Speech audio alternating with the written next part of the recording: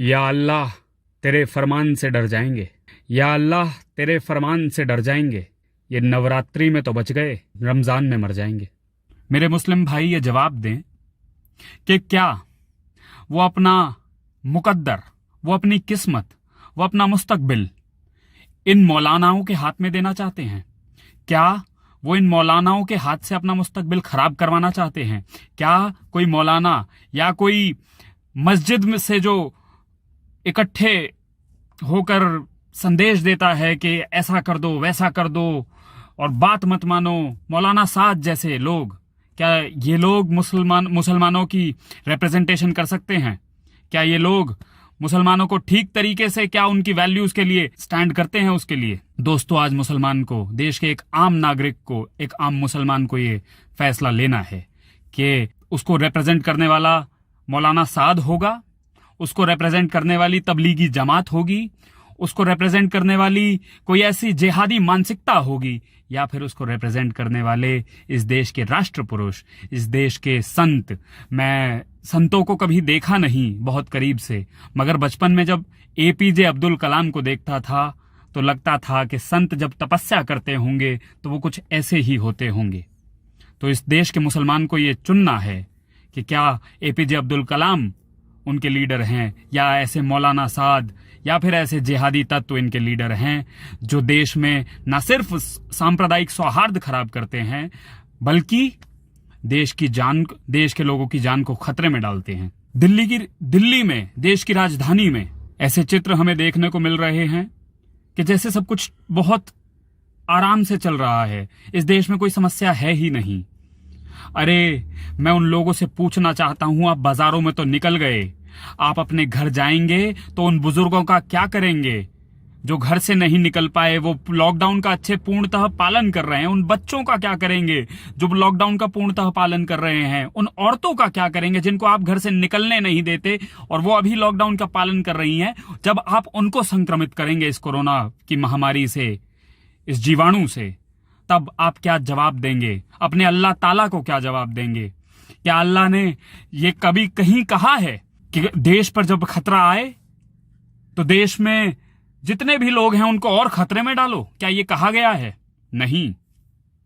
क्या कुरान में ये कहीं लिखा है कि अपने जिस देश में तुम रहते हो उस देश की सरकार जब एक कठोर निर्णय लेती है, इस देश को बचाने के लिए लेती है, तो उन निर्णयों को तुम उनकी अवमानना करो? क्या ये कुरान में कहीं लिखा है? दोस्तों, आज ये बहुत कठिन समय है और लोगों को कठिन निर्णय लेने पड़ेंगे। क्या यही चलता जाएगा? क्या सरकारें इसी तरीके से ढील बरतती जाएंगी? क्या नवरात्रि में अगर ऐसा कुछ हो जाता तो इस देश की वो दोगली मीडिया, जिसे मैं कहता हूं, जो चमचे हैं, जो दरबार के चमचे रहे 60 साल तक, अगर वो नवरात्रि में ऐसा कुछ हो जाता तो वो उसको बढ़ा चढ़ाकर नहीं दिखाते? ये तो वही मीडिया है जो संतों के मरने पर चुप रहती है, और ये वही मीडिया है जो मौलाना साद की जब खबर सामने आती है तो चुप हो जाती है, और ये वही मीडिया है कोई जिहादी तत्व पकड़ा जाता है तो ये बताने लगती है कि जिहादी हेडमास्टर का बेटा था, ये जिहादी इतना अच्छा था, ओसामा बिन लादेन इंजीनियर था। ये हमें एनडीटीवी वालों ने बताया। दोस्तों, क्या यही सब हमें देखना है? यही सब देखना इस देश में बाकी रह गया है? आप खुद सोचिए दोस्तों कि ये जामा मस्जिद और बाकी जगहों पर जो एकत्रीकरण हो रहा है, ये त्योहार के लिए नहीं है, ये एक मानसिकता है, ये एक बीजारोपण है, ये जो जिहादी मानसिकता है, इससे हमें पार पाने की जरूरत है। और मैं तो कहता हूं इस देश का आम मुसलमान आज ये निर्णय ले, उसी को ये निर्णय लेना पड़ेगा कि क्या ऐसे चलने दे, वो इन चीजों को ऐसे चलने दे सकते हैं?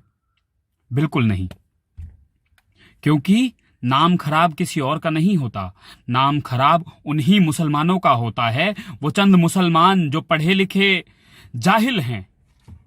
ये मौलाना ये क्लेम करते हैं, ये मौलाना ये दावा करते हैं कि इन्होंने कुरान को पढ़ा है, और फिर जाकर दूसरे मुसलमानों को, जो गरीब मुसलमान है, जो पढ़ा नहीं है, उसको गलत शिक्षा देते हैं, उसको ये बताते हैं कि जिहाद करना है। दोस्तों, त्योहार इस देश की जान है। त्योहार ना सिर्फ इस देश की जान है मगर इस देश की जीवन पद्धति में वो इस तरीके से शामिल हैं कि आप उन्हें अलग नहीं कर सकते। पिछले दिनों नवरात्रि के पर्व